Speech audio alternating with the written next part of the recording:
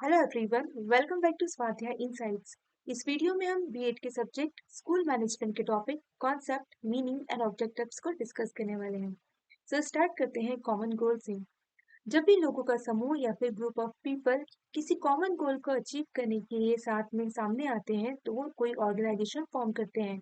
For example, education देने के लिए जब लोग साथ आते हैं तो स्कूल फॉर्म करते हैं। हेल्थ सर्विस देने के लिए जब लोग इकट्ठे होते हैं तो वो हॉस्पिटल फॉर्म करते हैं। वही इकोनॉमिक या फिर फाइनेंस सर्विस देने के लिए जब लोग एक साथ आकर कोई ऑर्गेनाइजेशन फॉर्म करते हैं तो उसे बैंक कहते हैं। ऑर्गेनाइजेशन अपने काम को करने के लिए उन्हें दो प्रकार के रिसोर्सेज की आवश्यकता होती है, ह्यूमन रिसोर्स और मटेरियल रिसोर्स। ह्यूमन रिसोर्स में जहाँ ह्यूमन का समावेश होता है, वही मटेरियल रिसोर्सेज में money, time, building, technology etcetera include होते हैं। ये ऑर्गेनाइजेशन कितने अच्छे से काम कर रही है वो इस बात पर डिपेंड करता है कि इन रिसोर्सेज को कितने अच्छे से हैंडल किया जा रहा है या फिर मैनेज किया जा रहा है। सो जो प्रोसेस जिसके द्वारा ये रिसोर्सेज प्लान किए जाते हैं, ऑर्गेनाइज किए जाते हैं, कंट्रोल किए जाते हैं या लीड किए जाते हैं, उसे ही मैनेजमेंट कहा जाता है। So the management is the process of planning, organizing, leading and controlling resources like people, money and time to achieve a goal efficiently. Management एक प्रोसेस होती है जिसमें किसी गोल को अचीव करने के लिए उनके रिसोर्सेस को ऑर्गेनाइज, प्लान, लीड और कंट्रोल किए जाते हैं। उस प्रोसेस को मैनेजमेंट कहते हैं। मैनेजमेंट हेल्प करता है ऑर्गेनाइजेशंस को ताकि वो ऑर्गेनाइजेशन स्मूथली रन करे और अपना काम सही समय पर और बहुत अच्छे से कर पाए। डेफिनेशन देखते हैं। According to Mary Parker Follett, management is the accomplishment of results through the efforts of other people. लोगों के प्रयास के द्वारा किसी रिजल्ट को प्राप्त करना मैनेजमेंट कहलाया जाता है, ऐसा मैरी पार्कर पार्कर फॉलेट कहते हैं। अब स्कूल मैनेजमेंट की बात करते हैं। किसी भी स्कूल को अपने एम्स को या फिर गोल्स को अचीव करना है तो उन्हें इन रिसोर्सेज की आवश्यकता होती है, जैसे कि ह्यूमन रिसोर्सेज जिसमें teacher, principal, staff, students and supportive staff का समावेश होता है। फाइनेंशियल रिसोर्सेज जिसमें school budget, funding, fees and grants का समावेश होता है। मटेरियल रिसोर्सेज जिसमें बिल्डिंग्स, क्लासरूम, फर्नीचर, बुक्स और टीचिंग मटेरियल इंक्लूड्स होते हैं। टेक्नोलॉजिकल रिसोर्सेज जिसमें कंप्यूटर, प्रोजेक्टर, इंटरनेट और ऑनलाइन लर्निंग टूल्स को शामिल किया जाता है। वही टाइम रिसोर्सेज जिसमें time tables, academic schedules and planning of other activities को शामिल किया जाता है। सो कोई भी स्कूल कितने अच्छे से अपने गोल्स को अचीव कर रही है, ये इस बात पर डिपेंड करेगा कि इन रिसोर्सेज को कितने अच्छे से मैनेज किया जा रहा है। सो ऐसी प्रोसेस जिसके द्वारा इन रिसोर्सेज को प्लान किया जा सकता है, उन्हें ऑर्गेनाइज किया जाता है, कंट्रोल किया जाता है, लीड किया जाता है ताकि वो एक अच्छा रिजल्ट दे सके, उस प्रोसेस को ही स्कूल मैनेजमेंट कहते हैं। सो स्कूल मैनेजमेंट एक प्रोसेस होती है जहाँ पर प्लानिंग, ऑर्गेनाइजिंग और स्कूल को स्मूथली रन किया जाता है ताकि स्कूल अपने वर्क को एफिशिएंटली या फिर स्मूथली कर सके। इसमें इंक्लूड होते हैं teachers, student, schedule, finance and school activities. इन्हें अच्छे से हैंडल किया जाता है ताकि स्कूल का जो इन्वायरमेंट है उसे अच्छे से या फिर बहुत पॉजिटिवली क्रिएट किया जा सके। इन स्कूल मैनेजमेंट का एम होता है कि स्कूल को ऑर्गेनाइज किया जाना ताकि सभी स्टूडेंट्स को क्वालिटी एजुकेशन को प्रोवाइड किया जा सके। स्कूल मैनेजमेंट की डेफिनेशन देखते हैं। According to R N Sharma, school management is the application of management principles in designing, developing and effectively executing educational policies and practices to achieve institutional goals. School अपने goals को achieve करने के लिए उनकी जो भी पॉलिसीज होती है उनको डिजाइन करने के लिए, डेवलप करने के लिए और एग्जीक्यूट करने के लिए जब मैनेजमेंट के प्रिंसिपल्स को अप्लाई करती है तो उसे ही स्कूल मैनेजमेंट कहते हैं। सो शालेय या फिर विद्यालय प्रबंधन एक ऐसी प्रोसेस होती है जहाँ पर स्कूल मैनेजमेंट के प्रिंसिपल्स को यूज करके अपने इम्प्लीमेंटेशन को बेहतर बनाती है और अपने गोल्स को अचीव करने की कोशिश करती है। अब देखते हैं difference between administration and management. Administration और मैनेजमेंट दोनों क्लोजली रिलेटेड होते हैं लेकिन दोनों में डिफरेंस होता है। Administration focuses on setting policies, making decisions and creating rules. Administration का फोकस होता है पॉलिसीज को सेट करना, डिसीजंस लेना और रूल्स को क्रिएट करना।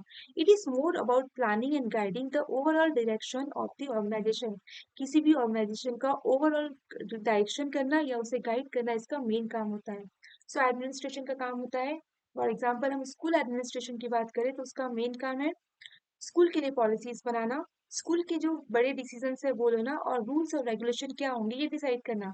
तो प्राइवेट स्कूल की अगर हम बात करें तो वहाँ पर जो स्कूल का बोर्ड होता है वो स्कूल का एडमिनिस्ट्रेशन करता है। अगर हम गवर्नमेंट स्कूल की बात करें तो गवर्नमेंट जो होती है वो स्कूल का एडमिनिस्ट्रेशन करती है। इनका मेन काम है पॉलिसीज बनाना, डिसीजंस लेना और रूल्स और रेगुलेशन को क्रिएट करना।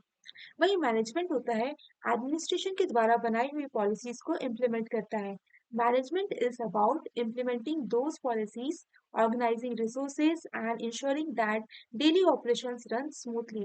मैनेजमेंट क्या करता है, वो पॉलिसीज को इम्प्लीमेंट करता है, रिसोर्स को ऑर्गेनाइज करता है ताकि daily day to day life में जो भी उनकी एक्टिविटीज, जो भी स्कूल के ऑपरेशंस है वो स्मूथली काम कर सके। तो स्कूल के हेडमास्टर, हेड टीचर्स और टीचर्स मिलके जो भी पॉलिसीज बनाई गई है एडमिनिस्ट्रेशन के द्वारा उसे इम्प्लीमेंट करने की कोशिश करते हैं मैनेजमेंट के द्वारा।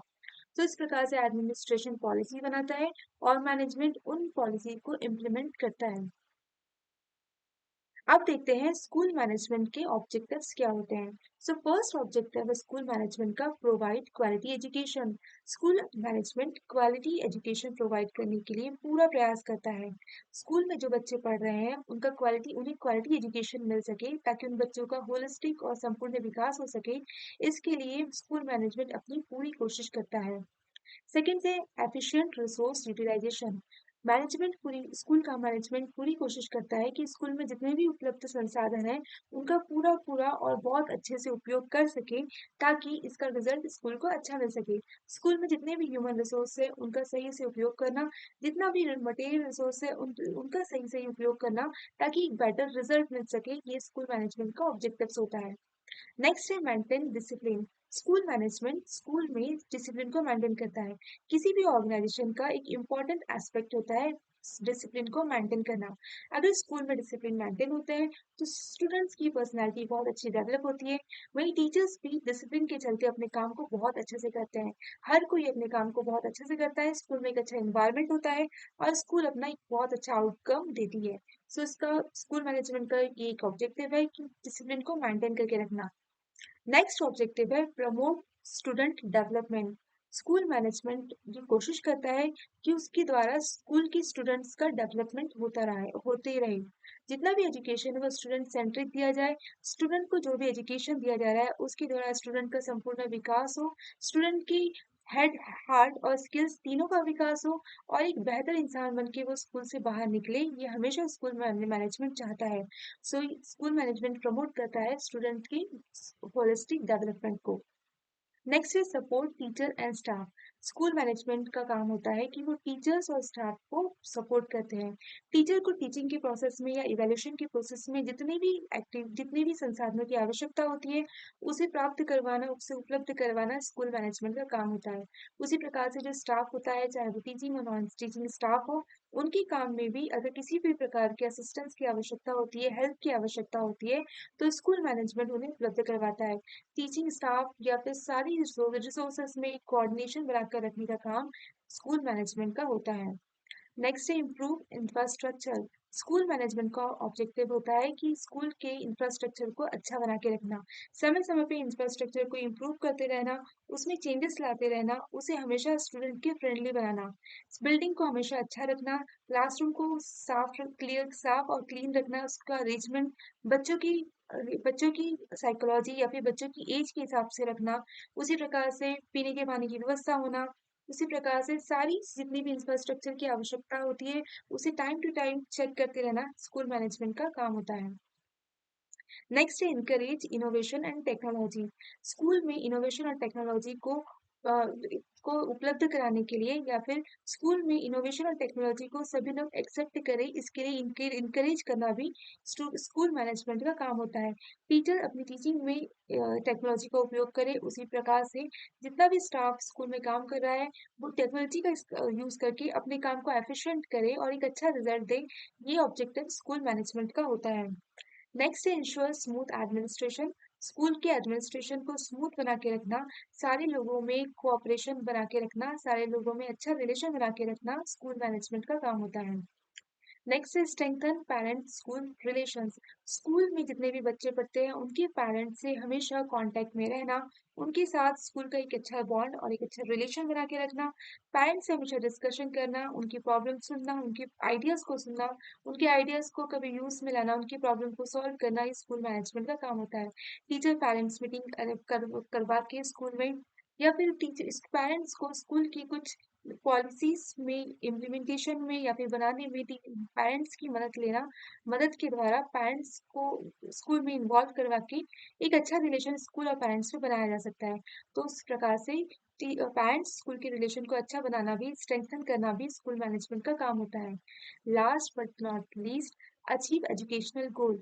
जिस कारण से स्कूल बनाई गई है मतलब बच्चों का संपूर्ण विकास करना, उन्हें एक बेहतर इंसान बनाना, ये स्कूल मैनेजमेंट का गोल होता है और उसे अचीव करना ये उनका ऑब्जेक्टिव होता है। सो स्कूल मैनेजमेंट हमेशा कोशिश करता है कि वो अपने इस सबसे बेहतर एजुकेशनल गोल को अचीव कर सके। सो इस प्रकार से आज हमने पढ़ा स्कूल मैनेजमेंट क्या होता है और उसके ऑब्जेक्टिव्स क्या होते हैं। आई होप आपको आज का वीडियो पसंद आया होगा। वीडियो अगर आपको अच्छा लगा हो तो इसे लाइक शेयर एंड सब्सक्राइब जरूर कीजिएगा। Thank you so much.